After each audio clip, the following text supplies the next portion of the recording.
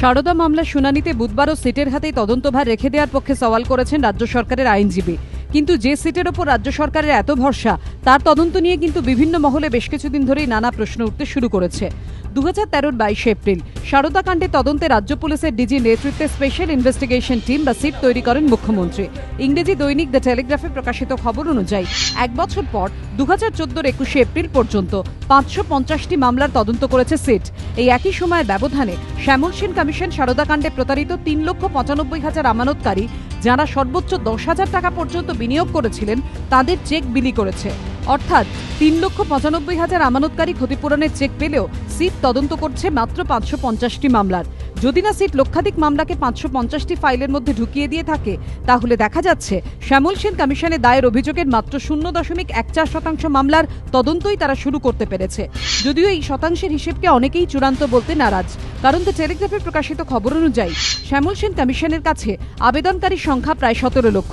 এর মধ্যে 3,95,000 আমানতকারীকে ক্ষতিপূরণ দেওয়া হয়েছে। এদের বাদ দিয়ে বাকিদের অভিযোগ খতিয়ে দেখা হচ্ছে। কিন্তু সেন কমিশনের হাত থেকে চেক পাওয়া ক্ষতিগ্রস্তের সংখ্যা ও সিটের মামলার সংখ্যা, এই দুইয়ের মধ্যে বিশাল ফারাক কেন? দ্য টেলিগ্রাফে প্রকাশিত খবর অনুযায়ী সিটের এক আধিকারিকের সাফাই, শ্যামল সেন কমিশনের ওপর মানুষের প্রত্যাশা রয়েছে। ক্ষতিপূরণ পাওয়ার সম্ভাবনা উৎসেচকের মতো কাজ করেছে। তাই হাজার হাজার মানুষ কমিশনের কাছে গিয়েছে, কিন্তু সিটের তদন্তের ক্ষেত্রে তা হয়নি। তাছাড়া স্থানীয় থানার সেই পরিকাঠামোও নেই যে তারা বাড়ি বাড়ি গিয়ে অভিযোগ জানার চেষ্টা করবে। দ্য টেলিগ্রাফে প্রকাশিত খবর অনুযায়ী সিটের এক অফিসারেও স্বীকার করে নিয়েছেন, সুদীপ্ত সেনের বিরুদ্ধে রাজ্যের প্রায় সর্বত্র অভিযোগ দায়ের হয়েছে। তার পরিমাণ এতটাই যে তা সিটের মাথা ব্যথার কারণ হয়ে দাঁড়িয়েছে। সিটের আধিকারিকের বক্তব্য অনুযায়ী এটা কার্যত স্পষ্ট যে শ্যামল সেন কমিশন মানুষের মধ্যে যে আশা তৈরি করতে পেরেছে, তা সিট করতে পারেনি। পাশাপাশি আর্থিক কেলেঙ্কারির মূলে পৌঁছানোর মতো পরিকাঠামোও রাজ্য পুলিশের নেই। এ কারণেই অনেকে সারদা কাণ্ডে সিবিআই তদন্তের দাবিতে সরব। অন্য একটি সূত্র উদ্ধৃত করে দ্য টেলিগ্রাফে বলা হয়েছে, বিভিন্ন থানায় যেসব মামলা হয়েছে তার কেস রিপোর্ট একত্রিত করে সিট দেখাতে চাইছে যে তারা খুব তৎপর। দ্য টেলিগ্রাফে প্রকাশিত খবর অনুযায়ী সূত্রকে উদ্ধৃত করে বলা হয়েছে, সিট গঠনের পর সমস্ত থানাকে বলে দেওয়া হয় সারদার বিরুদ্ধে অভিযোগ দায়ের হলে তা যেন সিটকে জানানো হয়। সিনিয়র আধিকারিকরা তারপর থানাকে বলে দেবে কি করতে হবে। এর জেরে সিটের তদন্ত ব্যক্তি বিশেষ সুদীপ্ত সেনের বিরুদ্ধে মামলাতেই আটকে রয়েছে। কিন্তু সারদা কাণ্ডে বৃহত্তর ষড়যন্ত্রে কারা লাভবান হয়েছে বা কারা জড়িত বলে সুপ্রিম কোর্টে যে প্রশ্নের উত্তর চেয়েছে, তা খোঁজার চেষ্টা সিট কোথায় করেছে তা নিয়েও প্রশ্ন উঠছে নানা মহলে।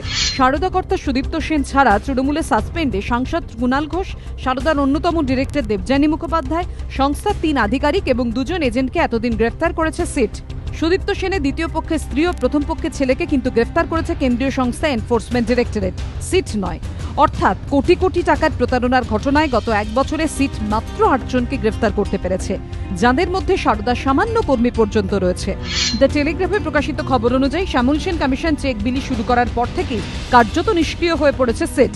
এক আধিকারিকের দাবি, সাম্প্রতিককালে সিটের সদস্যদের কোনো বৈঠক হয়েছে বলে মনে পড়ে না। প্রথম দিকে মহাকরণ ভবানী ভবনে বিশেষ বৈঠক হতো, কয়েক মাস এসব চলেছিল, কিন্তু আস্তে আস্তে আমাদের কাছে বৈঠকের আমন্ত্রণ আসা বন্ধ হয়ে যায়।